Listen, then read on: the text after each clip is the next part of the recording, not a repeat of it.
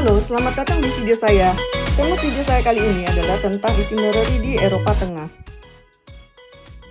Eropa terdiri dari beberapa bagian, diantaranya adalah Eropa Barat, Eropa Timur, Eropa Tengah, Eropa Selatan, dan Eropa Utara.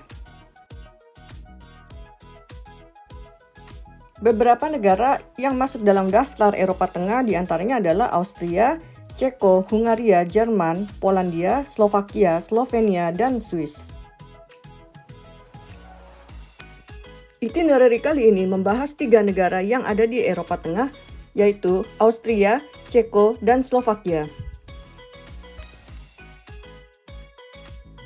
Sedangkan kota-kota yang dikunjungi dalam itinerary kali ini adalah Praha, Český Krumlov, Hallstatt, Salzburg, Wina, dan Bratislava.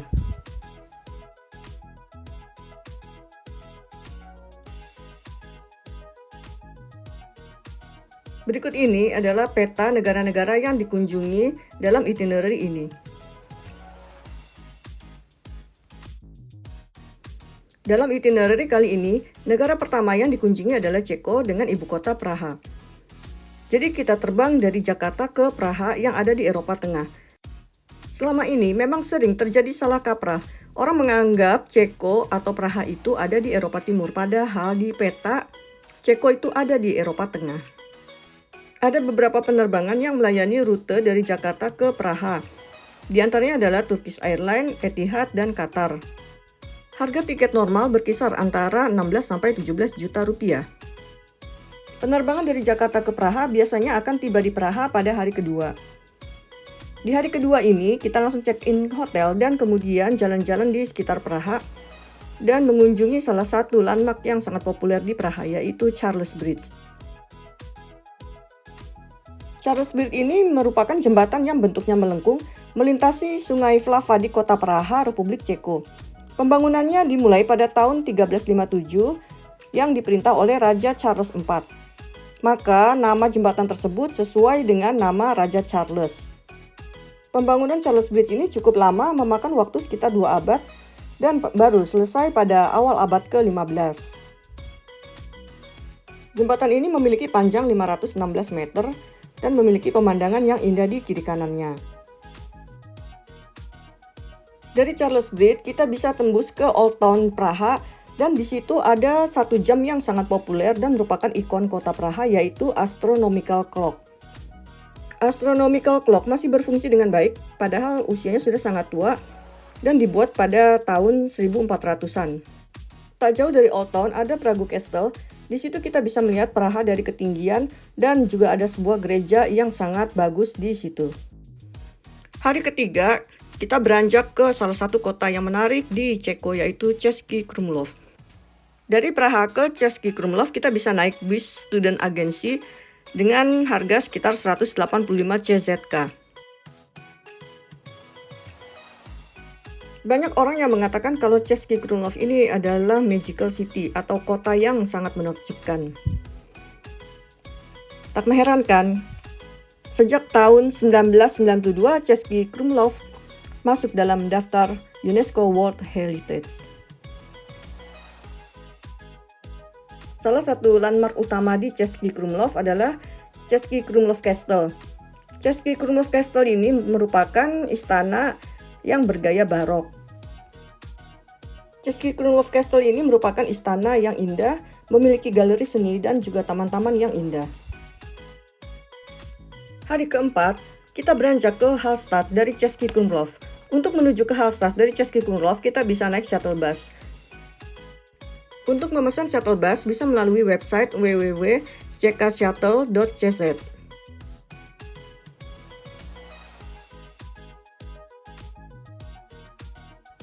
Hallstatt itu sendiri merupakan kota kecil namun sangat indah.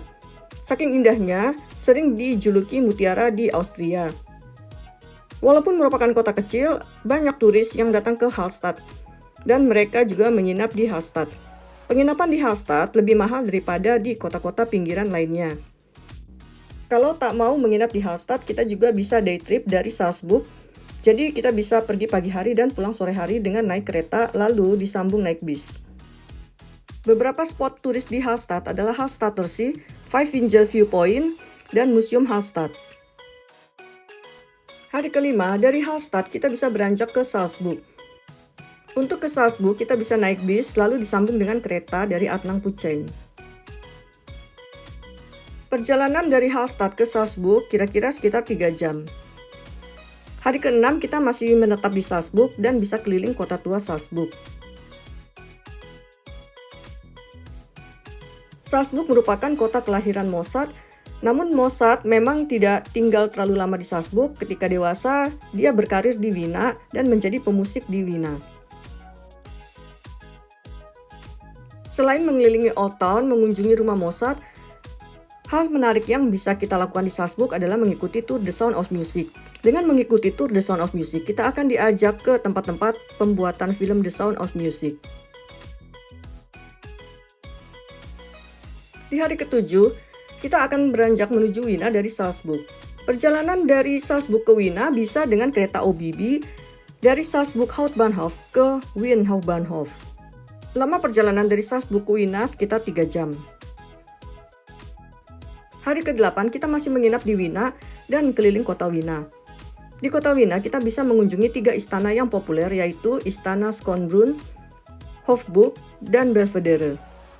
Istana-istana tersebut bergaya barok dan merupakan sisa-sisa kejayaan dari dinasti Habsburg pada tahun 1800-an. Wina sendiri merupakan ibu kota Austria, terletak di bagian timur laut Austria dekat dengan Ceko dan Hungaria. Selama beberapa abad, Wina berperan sebagai ibu kota dan pusat pemerintahan pada masa kejayaan Kekaisaran Austro-Hongaria atau biasa dikenal dengan sebutan Kekaisaran Habsburg di Eropa Tengah. Wina merupakan pusat ekonomi dan bisnis di Austria, selain pusat kebudayaan, seni, dan ilmu pengetahuan di Austria. Beberapa pemusik klasik terkenal berasal dari Wina dan meniti karir di sana. Salah satunya yang sangat populer adalah Mozart. Dunia musik berkembang sangat pesat di Wina dan sejak beberapa abad lalu mendapat apresiasi yang sangat tinggi di kalangan masyarakat bahkan sampai saat ini. Maka tak heran kalau Wina diidentikan dengan musik klasik dan juga merupakan kota mimpi. Dijuluki kota mimpi karena salah satu ahli psikoanalisa yaitu Sigmund Freud berkarir lama di Wina dan juga menjadi salah satu pengajar di Universitas Wina. Hari ke-9 dalam itinerary ini masih berada di Wina, namun perjalanan hari ini adalah perjalanan seharian ke kota Bratislava. Untuk menuju ke kota Bratislava, kita bisa naik kereta selama 1 jam dari Wina. Salah satu landmark yang cukup menarik perhatian di Bratislava adalah Jembatan Novi atau New Bridge. Jembatan Novi menghubungkan Old Town dengan Persalka yang merupakan salah satu pemukiman terpadat di Eropa. Di atas jembatan ada sebuah bangunan yang mirip UFO. Bangunan tersebut merupakan restoran yang cukup populer dan merupakan salah satu landmark yang sering dikunjungi oleh turis. Dari atas restoran tersebut, selain bisa makan, kita juga bisa menyaksikan Bratislava dari ketinggian. Tibalah kita di hari ke-10 dan masih berada di Wina. Dari kota Wina, kita bersiap-siap pulang ke Jakarta melalui Wien International Airport.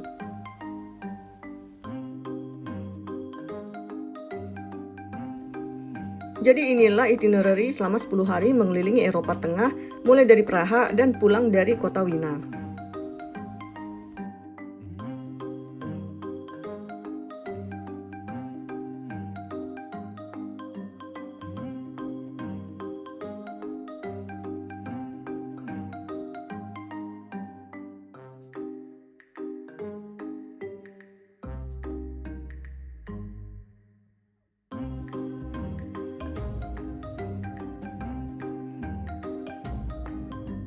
Sekadar informasi, bagi yang mau keliling Eropa Tengah atau ke kota-kota lainnya, bisa membaca 300 Wonderful Destinations. Buku ini bisa didapatkan di www.gramedia.com dalam bentuk digital. Sedangkan buku mengenai Austria pernah saya tulis berjudul Austria Dream Destination terbitan Alex Media Komputindo. Buku ini juga bisa didapatkan versi digitalnya di www.gramedia.com. Terima kasih bagi yang sudah menonton, semoga bermanfaat. Silakan share, like, dan subscribe.